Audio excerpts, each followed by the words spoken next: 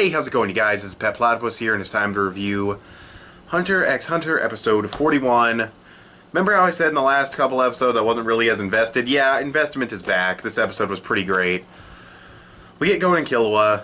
It seems like every time they do something, there's always a ton of progression, and it seems like it's always interesting. They go to the website that... They go to the website that Killua's brother gave them, like, the URL for. And it's like this bar thing, and he clicks on it, and he scrolls to Great Island, and then Nen activates, and it's like they're in the bar, and it's really cool. I really like how that was done. And he basically gives them the fucking 101 on Great Island. He's like, it's a game created by Nen users. You get transferred into the game, which is awesome. If this is going to be an arc, that's going to be epic as fuck. You get transferred into the game. Apparently like 50 hunters have gone in. They all failed. Apparently you can come back if you find a save point. And if you die, the game ends. And you can't get out, console unplugged, all that shit. So, yeah. Excuse me, I'm fucking runny nose right now. Anyway, I might try to cut that shit out. Probably not, I'm lazy. Yeah, so it was, that was great progression. He also mentioned that there were 7 copies up for sale, and the starting bid is ridiculously high. So, Go and Kill will try to do internet sales and stuff, and they fail badly. And they lose almost all their money that they got from Heaven's Arena. But that's not too big of a deal. But yeah, I mean, they're in the city. We found out a lot about Greed Island, so that's a lot of progression there. Then we go back to Kurapika. They have the artifacts they needed. I'm glad that was skipped. We didn't need to spend a few episodes getting these artifacts. I already thought the stuff in the past couple episodes could have probably been done in one episode, so, you know. And I understand why Kurapika did everything he did. I wasn't really in fully understanding after doing the review, because I hadn't watched the episodes in a little while, but I had a conversation with someone, and I was like, yeah, you know what, yeah, you're right, and I rewatched, and I understand why Kurapika was doing what he was doing, to get information, blah, blah, blah. So I do kind of take back what I said about him. Why can't he just go to the city and just find them? I kind of understand why he's doing it the way he's doing it. But anyway, so that's fine. And the artifacts, whatever. Then we meet the boss, and the boss is not what you would expect. It's a girl named Neon. She looks like a teenager, probably a little younger, and yeah, that was weird, but it's explained properly that, you know, she's fortune teller, works with her dad, and, you know, blah, blah, blah.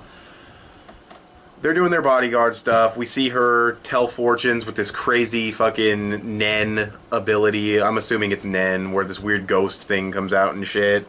But, yeah, so that was weird. That thing's face was not something I needed to see. But, yeah, so that's pretty much that whole section with the bodyguarding. They're doing their bodyguard thing, and apparently they need to win 3 different things at the auction. They need to win, I think, a mummy, like a corpse. I can't remember what the other thing was, but I think it needed like a DNA friggin' like evaluation thing, and then they needed to get Kurta eyeballs, which of course Kurapika was probably very, very angry at seeing, but, you know, held it back to keep... I don't think they know Kurapika's last name, so, you know. But yeah, you could tell it was going to be something involving his clan as soon as you saw his reaction before it actually showed what it was. But yeah, that's that part. That's interesting. Then we get the Phantom Troop part, which is, this is kind of sprinkled in throughout the episode, but I just put it all together. We get introduced to the Phantom Troop. Maybe everybody, not quite everybody. We get the leader, we get the Wolverine-looking dude, we get the Juno's chick, we get the chick with the goggle glasses, we get the dude in like a tracksuit, we get the dude with like the fucking nice guy, pretty boy face kind of thing, but he's like buff. It's weird. He looks like he'd be smaller than he is.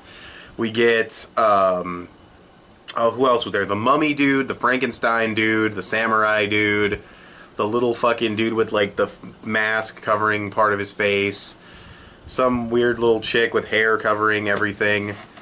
So yeah, and the people we already saw, like Machi or whatever her name is.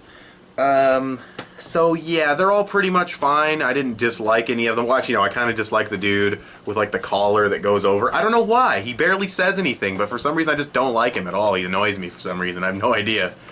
But yeah, they're waiting for Hisoka, and I loved this because you get... He's like, oh, Hisoka's not going to show up, blah, blah. And then Hisoka's just, like, all sarcastic and shit in the corner looking creepy.